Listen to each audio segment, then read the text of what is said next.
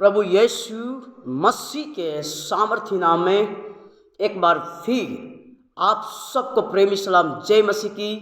आप सबका वेलकम करता हूं। परमेश्वर मैं आशा करता हूं कि 2024 साल आपके लिए बहुत ही अद्भुत रहा है, उन्नति का साल रहा है। आप विश्वास में बड़े हैं, मैं विश्वास करता हूं। और परमेश्वर पिता आपको 2025 में भी जैसे 2024 में आपको अगुवाई किया, वैसे ही परमेश्वर आपको 2025 में भी अगुवाई करे और आपको बहुत ही आशीषित करे। परमेश्वर आत्मिक रूप से भी आशीषित करे और आर्थिक रूप से भी आशीषित करे, यही मेरी प्रार्थना है। परमेश्वर हम सबको आशीष करे। मेरे प्रियो, आज मैं आपके बीच में एक अद्भुत वचनों को लेकर मैं आपके बीच में आया हूँ।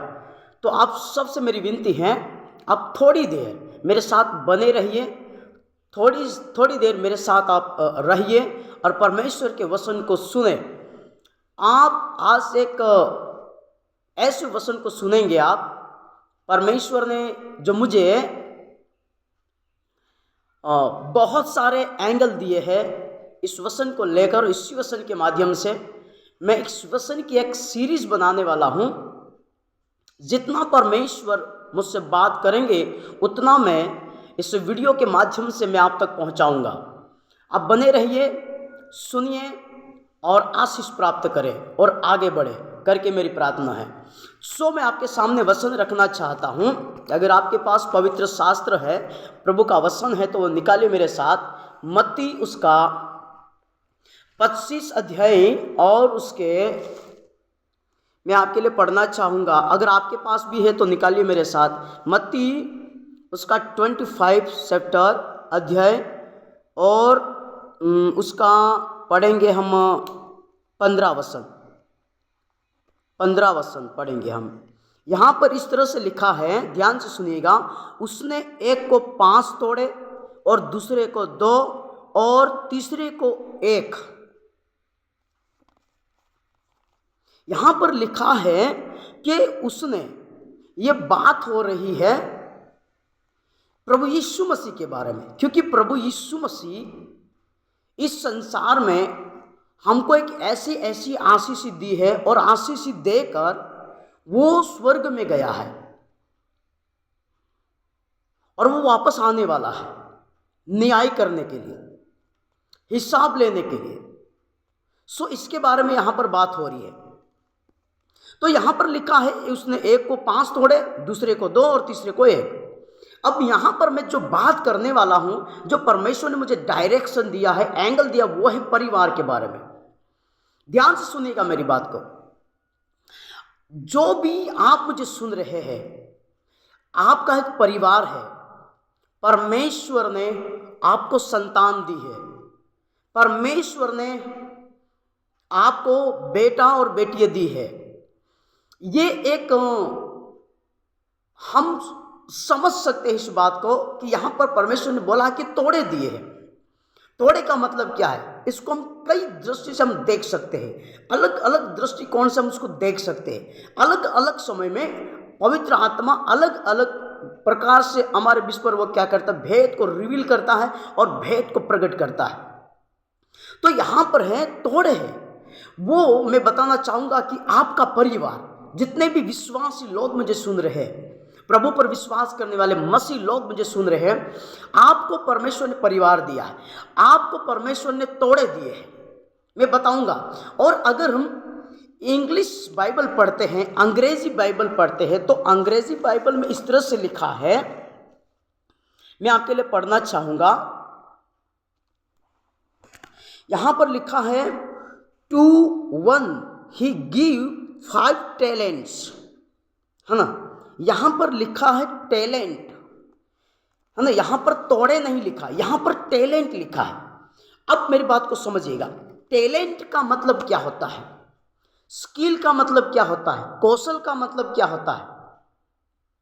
प्रतिभा का मतलब क्या होता है ना। हुनर का मतलब क्या होता है? यहां पर टैलेंट एक व्यक्ति के अंदर, किसी भी व्यक्ति में जन्म के साथ ये टैलेंट होता है। जन्म के साथ ये खूबी है, वो परमेश्वर की ओर से एक व्यक्ति के अंदर, एक बच्चे के अंदर, एक प्राणी के अंदर ये खूबी पाई जाती, ये टैलेंट पाया जाता है, और वो परमेश्वर की ओर से दिया हुआ है। आपके परिवार में जितने भी आपके परिवार है, आपके बाल बच्चे हैं, आपकी संतान है, उनके अंदर परमेश्वर ने टैलेंट दिया है, खूबियां दी है, प्रतिभा दिया है। अभी आपको दिया है परमेश्वर ने, तो आपको करना क्या है? परमेश्वर ने तो दे दिया है, मालूम है, आपके बच्चे, आपका परिवार मां की गर्भ में रचने से पहले चुने गए। मैं आपके लिए वचन पढ़ना चाहूंगा, यिर्मयाह उसका 1 अध्याय उसके 5 पद में इसमें लिखा है, गर्भ में रचने से पहले ही मैंने तुझ पर चित्त लगाया है और उत्पन्न होने से पहले ही मैंने तेरा अभिषेक किया है। तो यहां पर प्रभु का वचन क्या बयां करता है, क्या प्रकट करता है कि हर एक मनुष्य जो इस संसार में जन्म लेता है, आपके परिवार में जितने भी लोग हैं, ये सब गर्भ में रचने से पहले ही उस पर परमेश्वर ने चित्त लगा दिया, मुहर लगा दिया है। मतलब परमेश्वर ने ठान लिया है कि इस व्यक्ति के द्वारा परमेश्वर इस जगत में कुछ कार्य करेगा, कुछ बदलाव लाएगा, कुछ परिवर्तन लाएगा। तो ये टैलेंट है। ये आपके परिवार में जो जितने भी आपके बच्चे हैं, जितने भी आपका परिवार है, संतान है, आपके बेटे बेटी, उन सब के अंदर टैलेंट है। ये तोड़े हैं, ये परमेश्वर ने आपको दिया है, विश्वास योग्य समझकर आपको दिया है।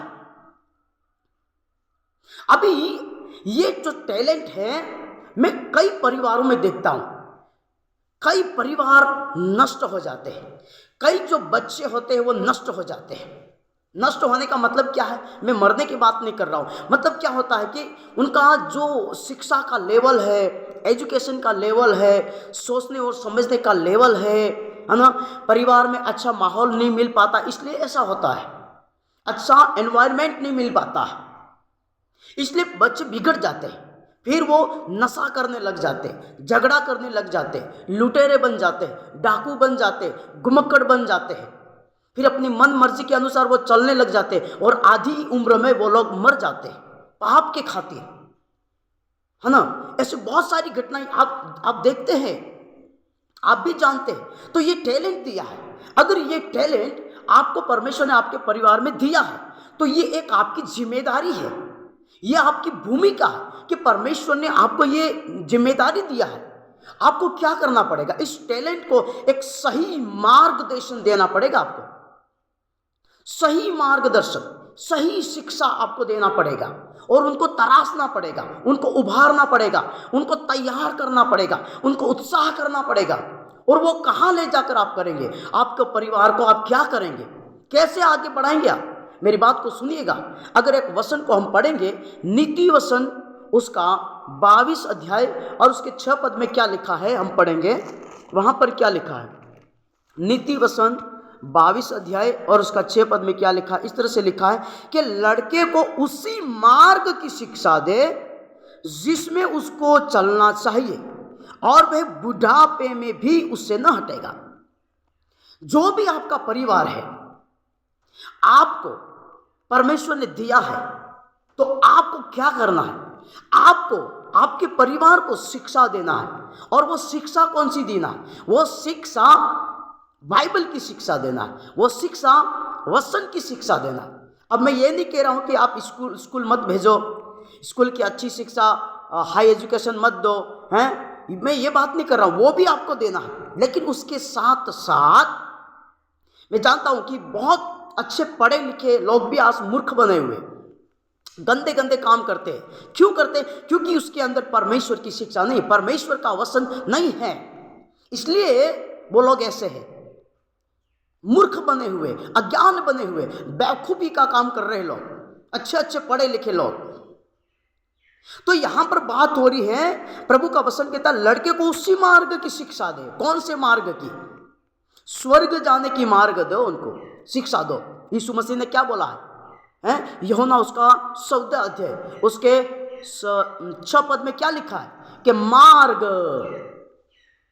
और सत्य और जीवन मैं ही हूं, बिना मेरे द्वारा कोई पिता के पास नहीं पहुंच सकता। तो मार्ग की शिक्षा देना, आपको कौन से मार्ग? यीशु मसीह के बारे में आपको शिक्षा देनी है।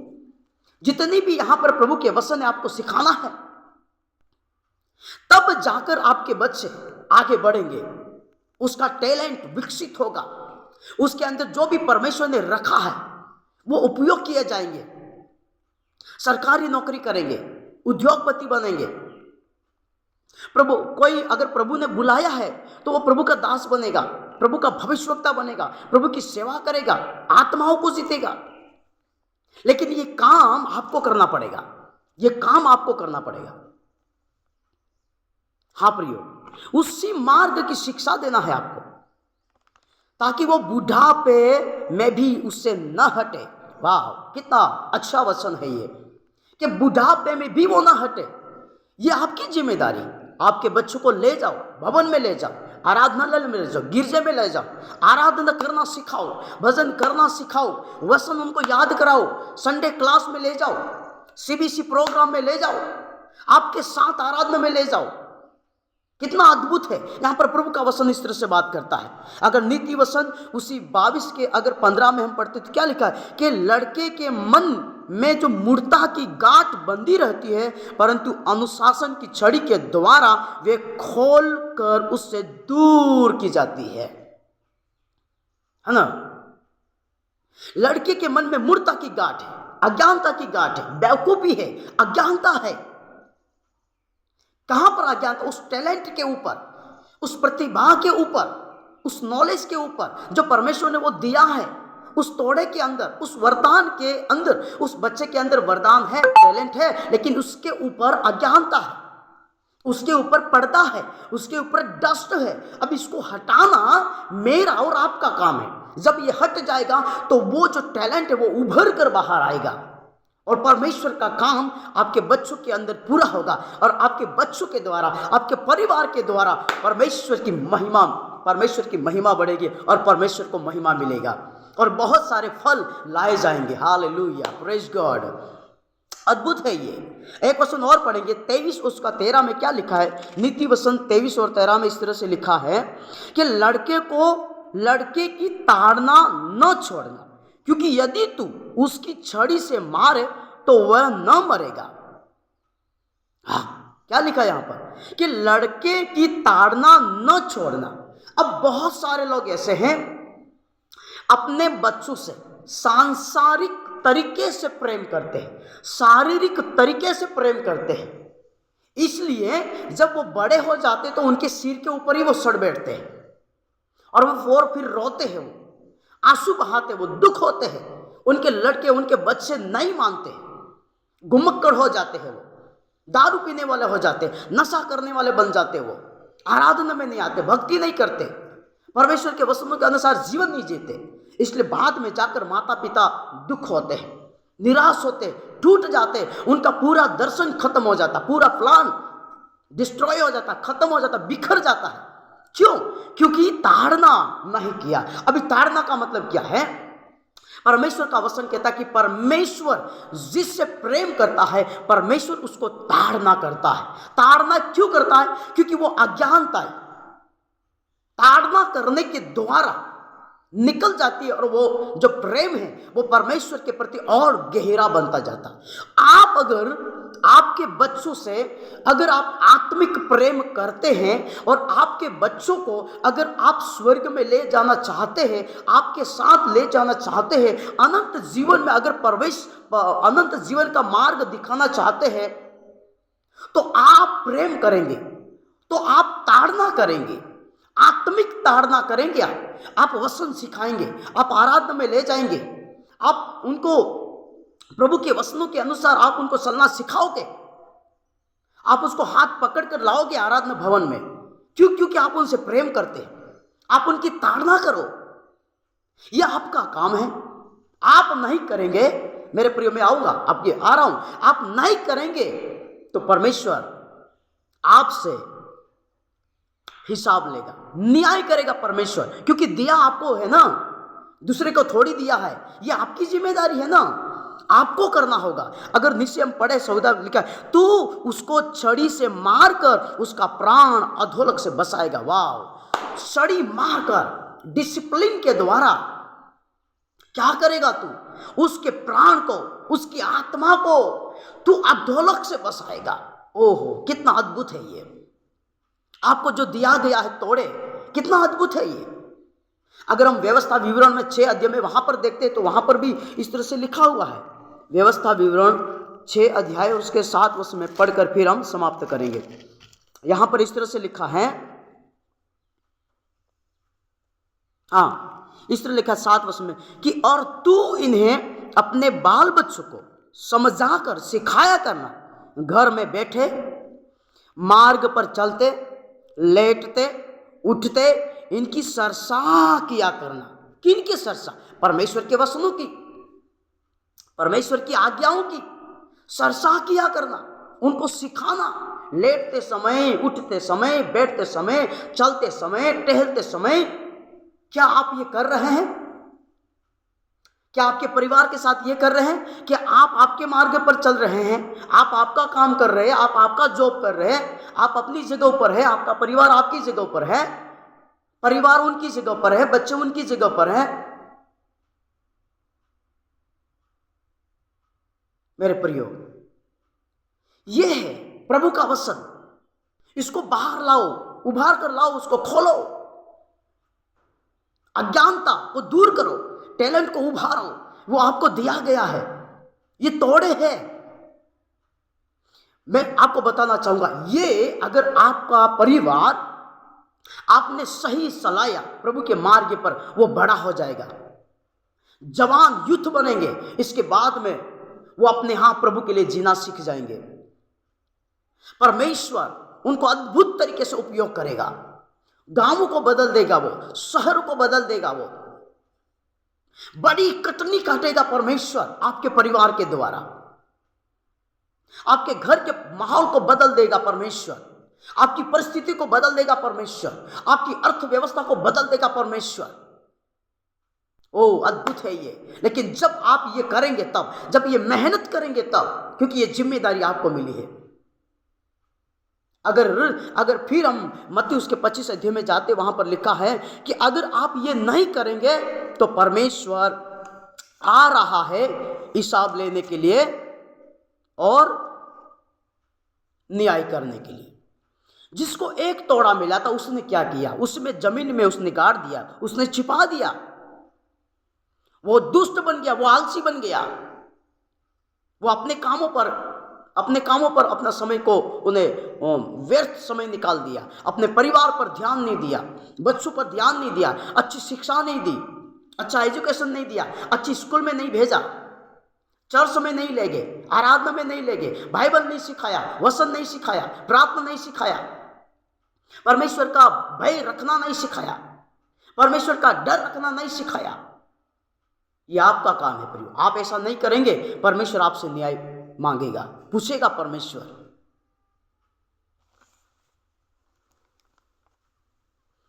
मेरे प्रियो, लास्ट 30 वचन में हम पढ़ेंगे, मत्ती उसका 25-30 वचन। यहां पर क्या लिखा है? इस निकम्मे दास को बाहर के अंधेरे में डाल दो, जहां रोना और दांत पीसना होगा। कौन है ये निकम्मा? आपका परिवार। अगर आपने सही डिसिप्लिन नहीं सिखाया, सही अनुशासन नहीं सिखाया, परमेश्वर के मार्ग पर आपने अगुवाई नहीं की, आप दुष्ट हैं, आप आलसी हैं।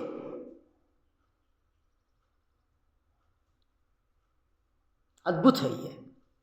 आज समर्पण करें, प्रार्थना करें परमेश्वर से कि हाँ परमेश्वर, जो परिवार आपने मुझे दिया है, जो संतान आपने मुझे दिया है, जो बेटे और बेटी आपने मुझे दिया है,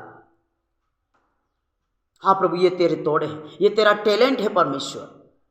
जो जिम्मेदारी आपने मुझे दिया है मैं करूँगा प्रभु, करके समर्पण करें और अपने परिवार को प्रभु के मार्ग पर ले चले। परमेश्वर आप सबको, इस वचन को सुनने वालों को, आपको परमेश्वर आशीष करे, यीशु के नाम में आमीन आमीन। सबको जय मसीह की।